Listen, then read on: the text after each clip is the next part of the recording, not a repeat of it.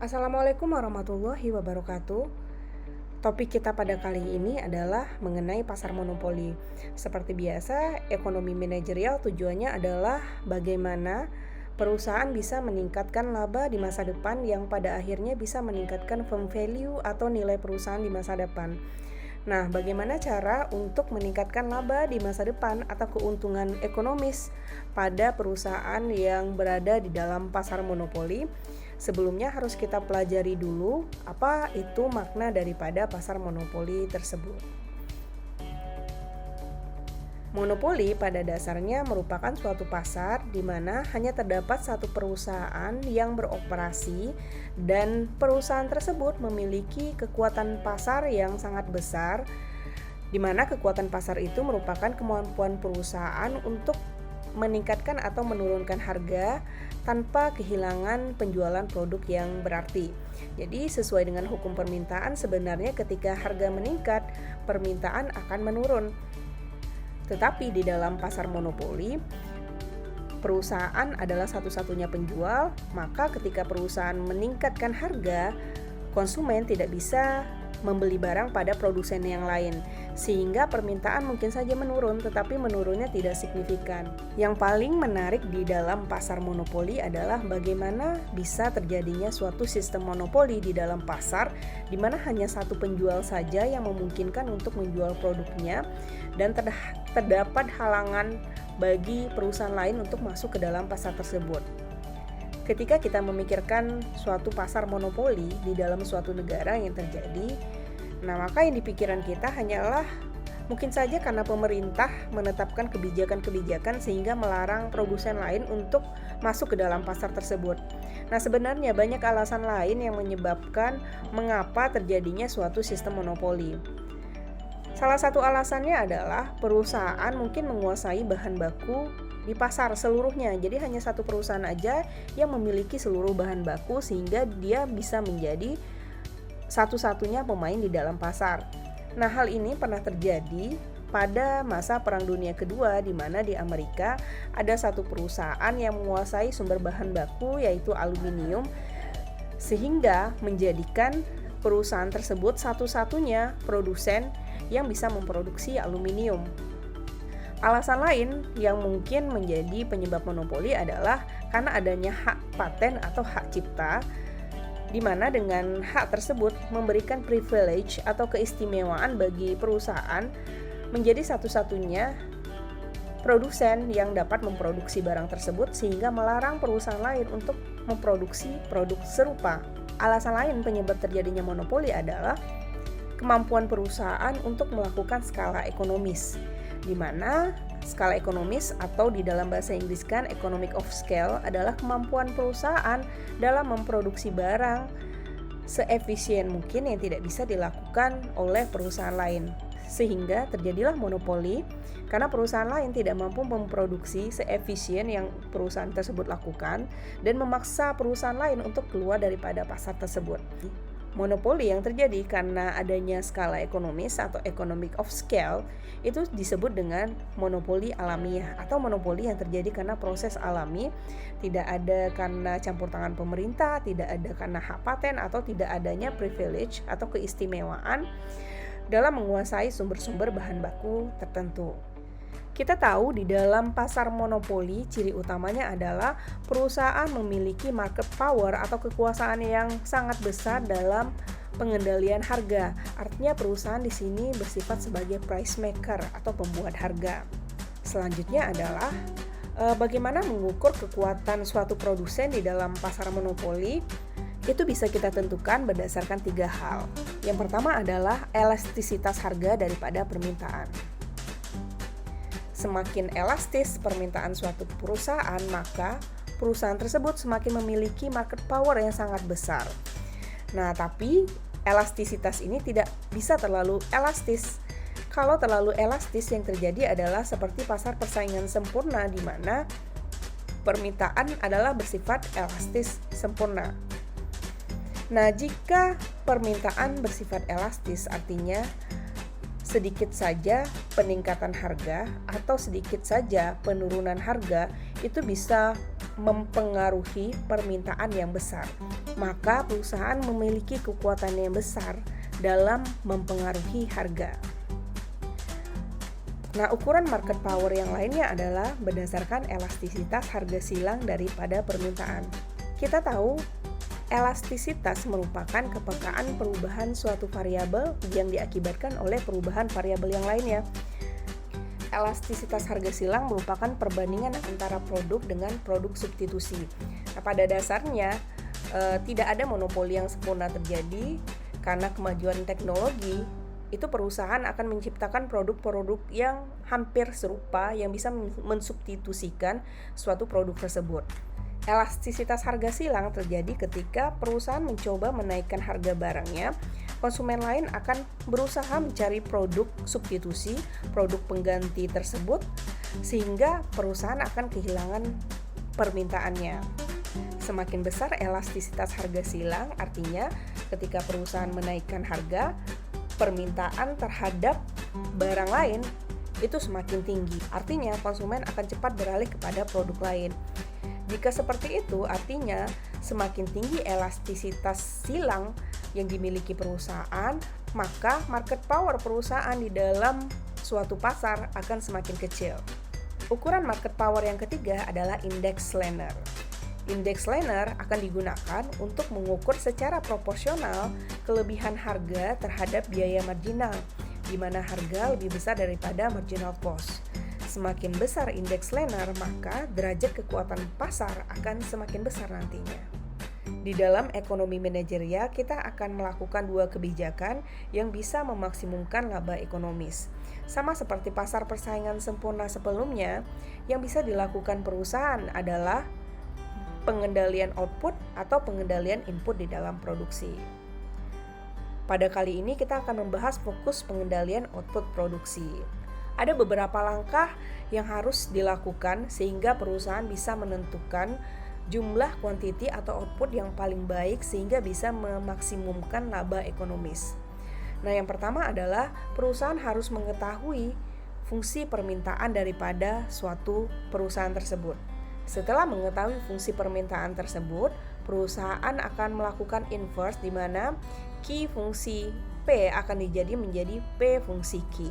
Tujuannya apa? Supaya kita bisa mencari P nantinya, dan P akan mengantarkan kita kepada total revenue, di mana total revenue adalah rumusnya P dikali Q. Setelah kita melakukan langkah pertama, langkah kedua adalah kita akan mencari informasi average variable cost dan marginal cost daripada proses produksi tersebut. Nah, hukum yang berlaku tetap sama, harga harus lebih besar daripada average variable cost. Supaya keuntungan yang optimal bisa dicari, kalau pada pasar persaingan sebelumnya adalah harga itu sama dengan marginal cost. Nah, untuk sekarang pasar monopoli, keseimbangan dicapai untuk mendapatkan keuntungan ekonomis di mana marginal revenue harus sama dengan marginal cost. Di mana untuk mencari marginal revenue adalah turunan daripada total revenue. Makanya tadi kita harus cari inverse daripada fungsinya sehingga kita bisa mencari total revenue. Nah, selanjutnya kita akan cari MC dan menyamadengankan MR dengan MC tersebut, marginal revenue dan marginal cost tersebut. Aturan marginal revenue sama dengan marginal cost bisa digunakan ketika sudah terbukti nantinya harga lebih besar daripada average variable cost. Karena itu sebelumnya harus dicari average variable cost.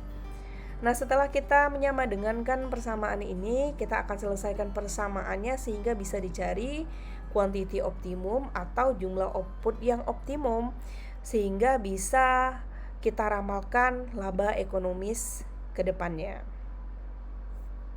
Di dalam grafik ini akan dijelaskan bagaimana daerah keuntungan ekonomis yang bisa dicapai pada perusahaan yang berada di dalam pasar monopoli.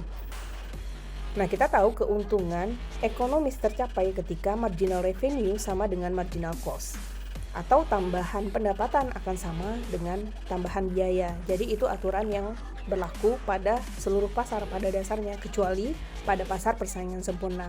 Sekarang coba kita lihat, kurva marginal cost adalah ini, bentuknya seperti ini yang menunjukkan ketika perusahaan menambah jumlah kuantiti untuk produksi, awalnya itu tambahan biaya semakin berkurang. Nah, tapi pada satu titik dia akan semakin meningkat, dan kalau perusahaan terus menambah kuantiti yang ingin diproduksi, kurva marginal cost atau tambahan biaya yang dikeluarkan perusahaan itu akan semakin meningkat. Sekarang ini merupakan kurva marginal revenue. Disinilah terdapat perbedaan antara pasar persaingan sempurna dan pasar monopoli, di mana kalau pada pasar monopoli kurva demand-nya bersifat horizontal, di mana demand sama dengan marginal revenue sama dengan average revenue. Jadi kurva ini digabungkan di dalam kurva persaingan sempurna. Kita tahu keseimbangan terjadi ketika kurva marginal revenue ketemu sama kurva marginal cost. Coba lihat di mana kurva yang warna biru sudah di-highlightkan dan kurva yang warna merah itu ketemu di sini. Jadi ini artinya ketika di titik inilah perusahaan akan mencapai keuntungan ekonomis. Untuk itu nantinya perusahaan harus memproduksi pada kuantiti tertentu atau QM di sini. Nah, ketika perusahaan sudah menentukan kuantiti yang bakal diproduksi, apakah perusahaan akan menetapkan harga? Jadi sebenarnya kalau ketemu MR ketemu sama MC, itu titiknya ketemunya P-nya di sini. Kita umpamakan ini adalah simbolnya PT. Nah, artinya apa? Seharusnya perusahaan menetapkan harga pada level PT di mana MR ketemu sama marginal cost, marginal revenue ketemu sama marginal cost. Tetapi pada pasar monopoli, perusahaan tidak akan menetapkan harga di mana MR sama dengan MC.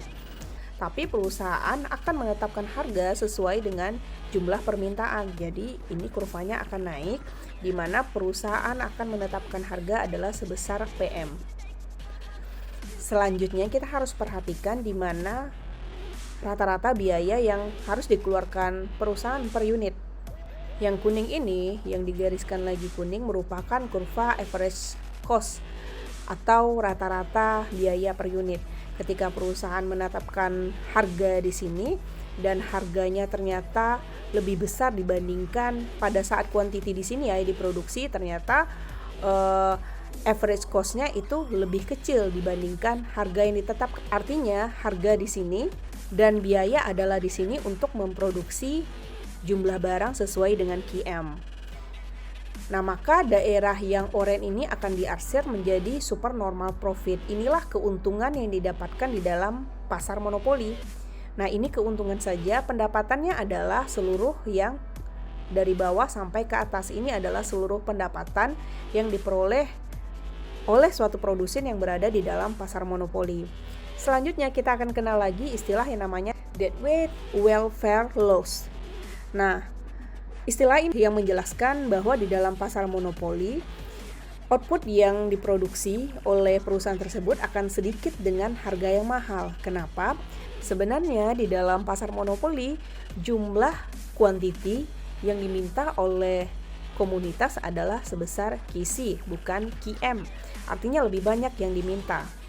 Karena jumlah yang diminta adalah sebesar QC, seharusnya perusahaan itu menetapkan harga adalah sesuai di mana QC ketemu sama kurva permintaan. Seharusnya perusahaan menetapkan kebijakan harga sebesar PC. Tetapi apa yang terjadi? Perusahaan tidak akan memproduksi sejumlah QC. Kenapa? Karena di sini adalah tidak bertemu antara marginal revenue dan marginal cost. Perusahaan akan memilih titik di mana marginal revenue ketemu sama marginal cost, sehingga dia akan memproduksi tetap di QM, tidak di QC. Nah, ketika dia memproduksi di QM, dia akan menetapkan harga yang tinggi, karena inilah yang namanya monopoli. Makanya suatu perusahaan yang berada di dalam pasar monopoli akan selalu berada di dalam pasar monopoli. Kita masuki contoh soal dalam menentukan kuantiti atau pengendalian output pada pasar monopoli sehingga bisa meningkatkan keuntungan ekonomis. Untuk menentukan kuantiti yang bisa memaksimumkan keuntungan ekonomis, sebelumnya kita harus mengetahui fungsi permintaan perusahaan. Nah, berikut ini merupakan fungsi permintaan perusahaan di mana kuantiti atau jumlah barang yang diminta sama dengan 41 dikurang 0,5 P, P ini merupakan harga barang yang berlaku, harga barang tersebut, dikurang 0,0225 PR, PR ini merupakan harga barang lain atau harga barang substitusinya, ditambah 0,6 I. I merupakan income atau pendapatan. Jadi kita tahu di sini permintaan dipengaruhi oleh harga barang tersebut, harga barang lain, dan pendapatan daripada si konsumen.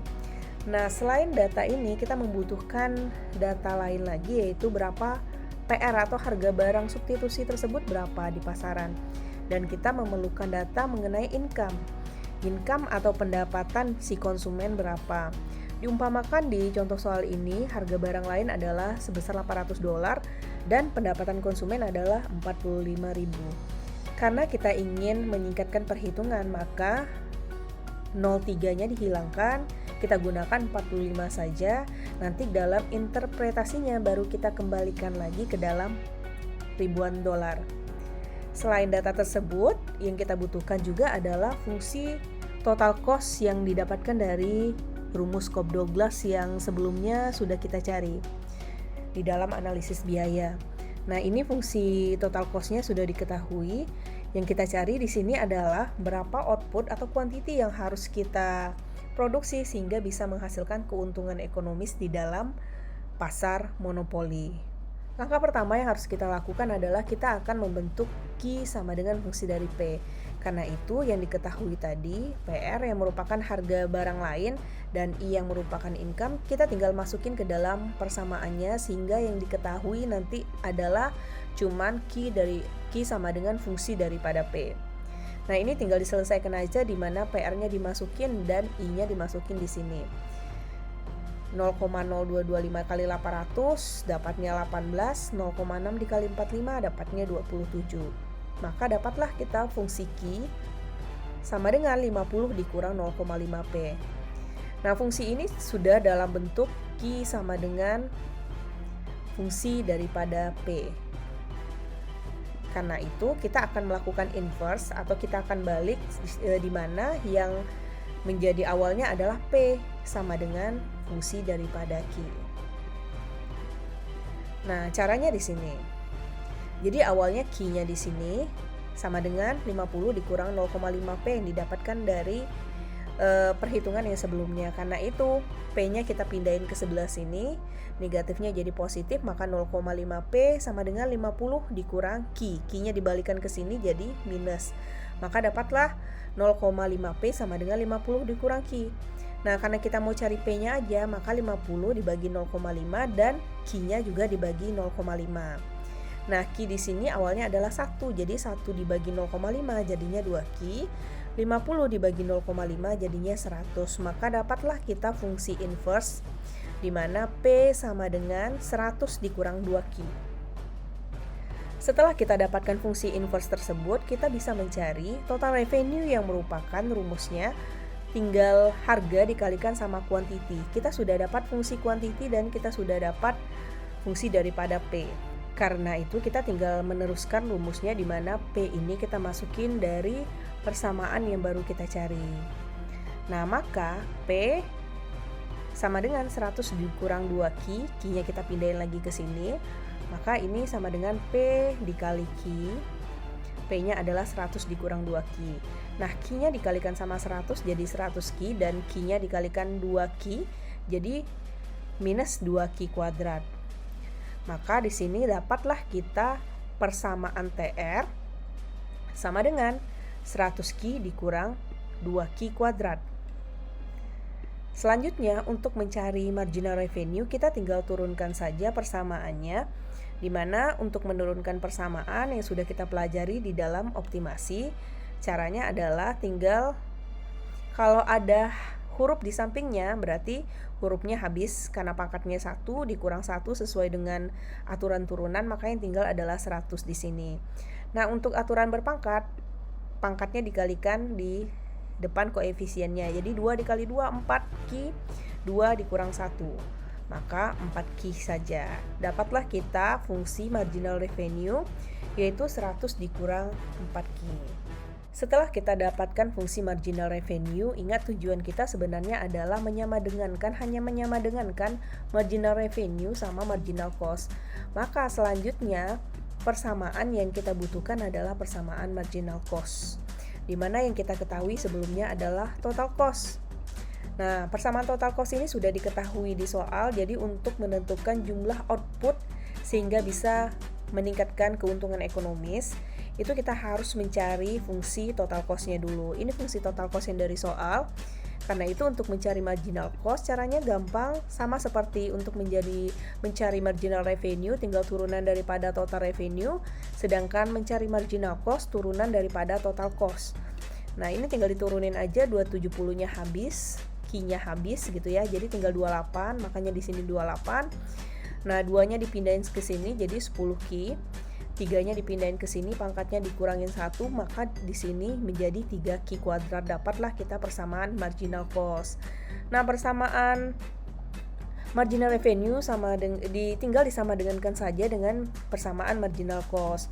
Tapi sebelumnya kita harus cek dulu nanti apakah nilai harga atau harga barang itu apakah lebih besar dibandingkan average variable cost sehingga aturan ini bisa berlaku gitu ya. Jadi makanya kita harus cari dulu average variable cost. Caranya gimana? Daripada fungsi total cost itu kita cari yang mana total variable, di mana yang variable adalah yang ada key-nya gitu. Jadi ini merupakan total variable cost, yang 270 merupakan total fixed cost-nya.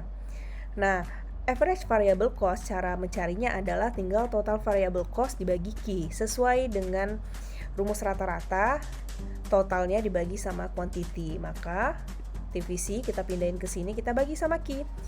Key dibagi key habis, maka tinggal 28.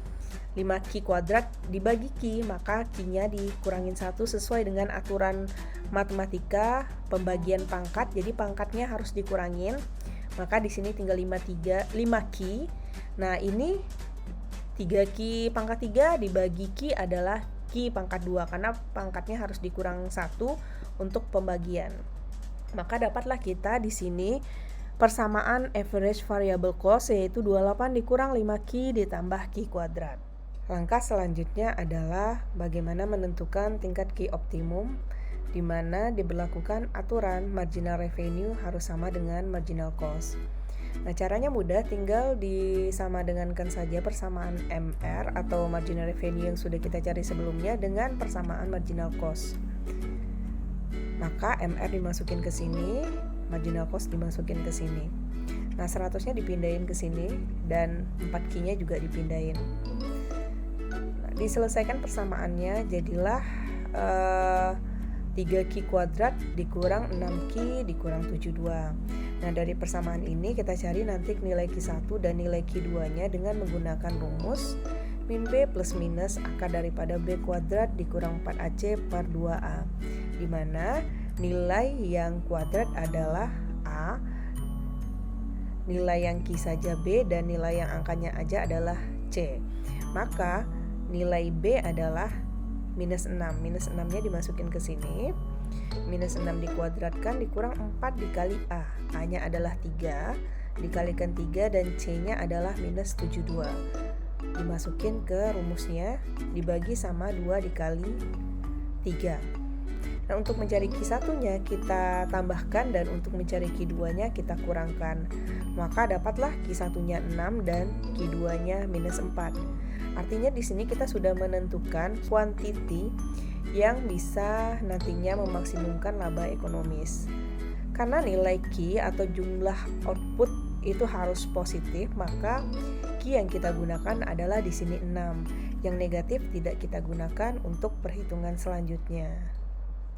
Langkah keempat adalah setelah kita menemukan quantity optimum, maka nilai quantity itu yaitu 6 kita masukin ke dalam persamaan inverse yang sudah ada. Gunanya adalah kita akan mencari harga jual unit produk di dalam pasar persaingan sempurna.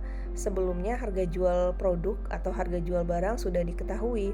Nah, di dalam pasar monopoli itu harga jual produk tidak diketahui sehingga kita akan mencari harga jual produk dengan memproduksi sejumlah kuantiti yang optimum.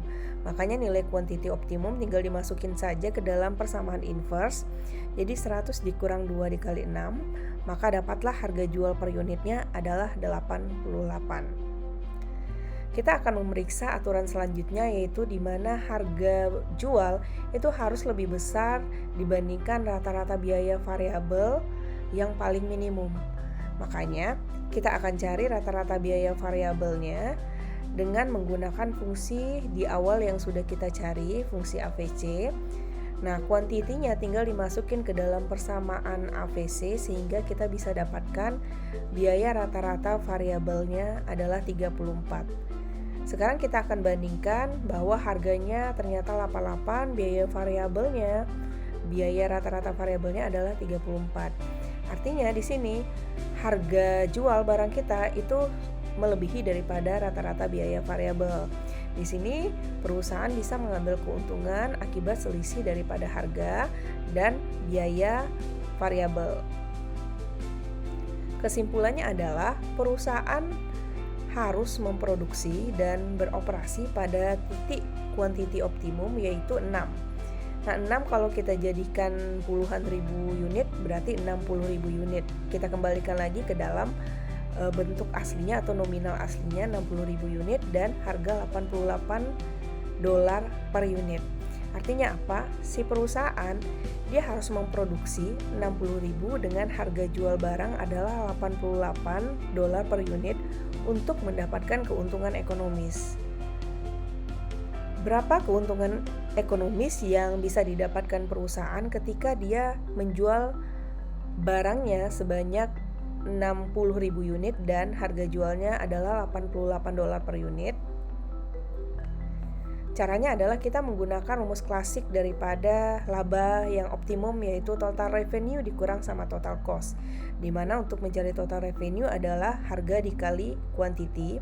Kita tahu harganya tadi 88 dan kuantitinya adalah 6. Maka total pendapatan kita adalah 528. Nah, sekarang kita masukin lagi quantity tersebut ke dalam fungsi total cost yang sudah diketahui di awal. Maka didapatkanlah bahwa seluruh total cost, seluruh biaya adalah 474.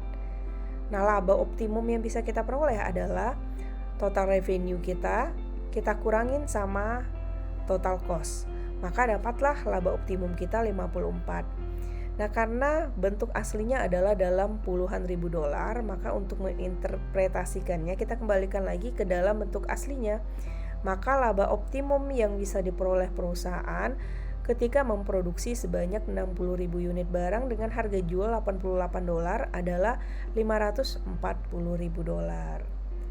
Nah, demikianlah penjelasan perhitungan untuk mencari jumlah kuantiti yang optimum atau pengendalian output untuk mendapatkan keuntungan ekonomis.